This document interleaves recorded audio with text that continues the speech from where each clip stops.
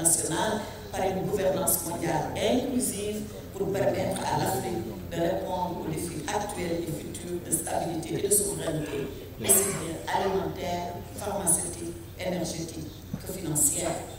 Comme le président Sall l'a rappelé, les travaux du Forum de Dakar visent donc à consolider les dynamiques de paix et à proposer surtout un nouveau regard sur les réponses des communautés économiques régionales aux défis de stabilité.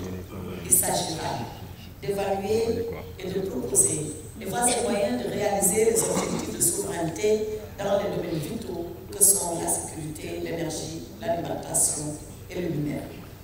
Aussi, a-t-il plaidé en avocat du continent en faveur d'une réforme du système des Nations Unies, en insistant sur le fait que ce que l'Afrique demande, ce n'est pas une revendication révolutionnaire, mais une juste équité dans les réformes à intervenir.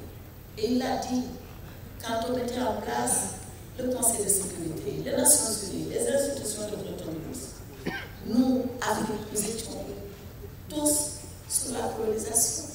Je crois qu'en dehors du Libéria, aucun État ne pouvait dire ici en Afrique à l'époque qu'il pouvait répondre présent. Oui, l'Éthiopie, depuis la Société des Nations, mais tout a été fait sans nous. Et aujourd'hui, c'est nous, Afrique, qui sommes sur le menu de la discussion, comme le disait le général Boubacar Gaye. Mais c'est bien d'être sur le menu. Mais le plus agréable, c'est d'être sur la table et de tenir la fourchette et le couteau, plutôt que d'être dans l'assiette.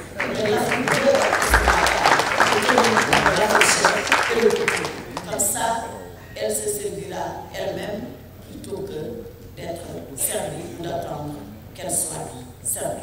Voilà donc les questions majeures qui ont été abordées, la réforme et la gouvernance dans le secteur de la sécurité, qui implique des changements de paradigme majeurs pour une gestion transparente de nos ressources. Et là également, je me souviens de ce que le président Macky Sall avait dit. Il avait dit que la sécurité doit être gérée comme un volet du développement.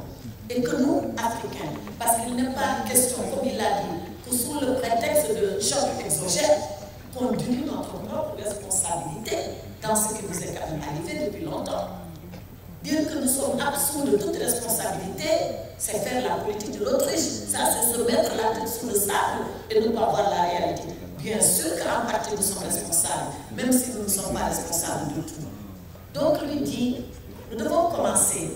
Dans le budget national, a déjà affecté une part conséquente à nos politiques de sécurité. Et le reste maintenant viendra par l'apport de la solidarité et de la communauté internationale.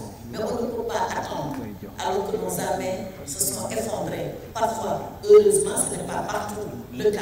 On ne peut pas attendre que la sécurité nous menace. On ne peut pas attendre que le terrorisme soit en notre sein, ou dans le meilleur des cas, à nos frontières, pour dire finalement qu'est-ce qu'on fait, où est-ce qu'on va trouver l'argent. Trouvons l'argent avant que tout cela n'arrive. Et que si par extraordinaire, malgré tout quand même cela arrivé, que nous puissions faire face et dès les premiers jours, dès les premières heures, dès les premiers instants, à la menace qui tombe sur nous. Et il a donné l'exemple de ce qui s'est passé en Afrique de l'Est, quand il a fallu tout de suite rendre opérationnelle une force d'intervention pour que, aux trois frontières de l'Afrique de l'Est, entre l'Ouganda, le Rwanda et la RDC, rapidement qu'on puisse être opérationnel et éviter le pire. Et on l'a évité. Le Sénégal a mis 100 millions, 1 million d'euros, je crois, ça, Général Cissé.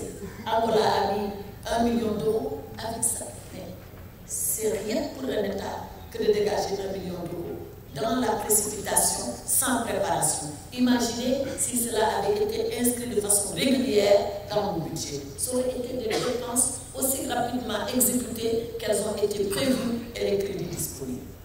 Voilà ce que nous devons faire dans l'anticipation en ayant en tête la conviction que la sécurité, c'est d'abord un élément du développement. Ce qui fait qu'avant de définir nos politiques économiques, on aurait déjà pensé à la sécurité. Voilà donc ce que le président Macky Sall disait hier du haut de cette tribune et de façon tout tout à fait approprié. Je vais conclure, Monsieur le Président. Je vais conclure parce que vous nous avez fait l'honneur d'être là, alors que vous voulez juste répondre à quelques questions. On vous laissera répondre à ces questions-là et moi je suis en train de vous livrer un cours comme si j'étais habilitée à pouvoir le faire. Je voudrais vous demander pardon et je vais conclure.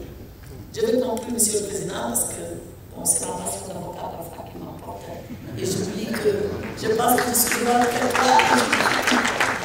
j'oublie que je suis fonctionnaire. Donc, Monsieur le Président, la poursuite des travaux autour de toutes ces idées qui ont été agitées par le président Macky Sall, par ses ordres et par vous-même qui avez pris le relais, a permis de replacer les questions de souveraineté et de sécurité au cœur des enjeux de l'heure et à l'aune des crises globales. Il est ressorti de vos différentes discussions la nécessité impérieuse de renforcer donc l'autonomie de nos pays dans les secteurs comme l'alimentation et la santé. C'est tout le sens qu'il conviendra de donner à l'appel qui a été lancé pour une coopération internationale articulée autour des priorités africaines dans le cadre d'un partenariat mutuellement bénéfique.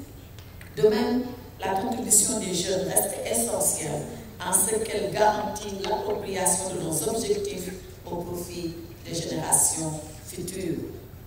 Jean Jaurès disait que la générosité, c'est de faire les choses et de bien les faire sans se soucier qu'un jour on pourra en bénéficier. Qu'importe.